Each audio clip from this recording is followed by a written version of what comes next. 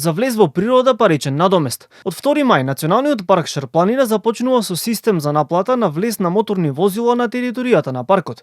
Доколку возите автомобил или мотор, ќе треба да платите 150 денари. 100 денари повеќе ќе ги чини превозниците на комбиња или минибуси до 20 седишта, додека пак 450 денари ќе треба да платат автобусите и тешките моторни возила. Оваа цена, како што соопшти од паркот, ќе важи за цел ден.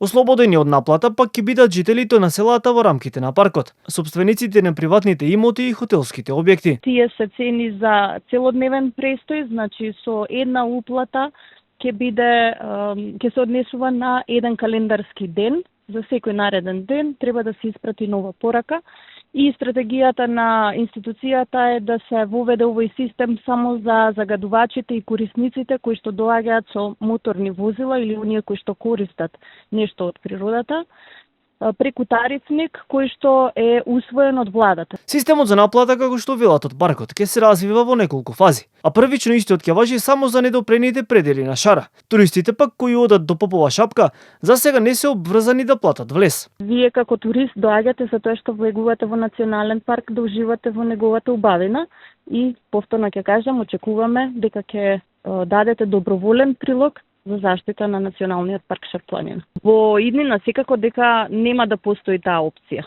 и обврската ќе биде регулирана со закон и процесирана преку Државниот инспекторат за животна средина. Во почетокот ќе важи во фази, ќе се развива најпрво длабоките делови на планината.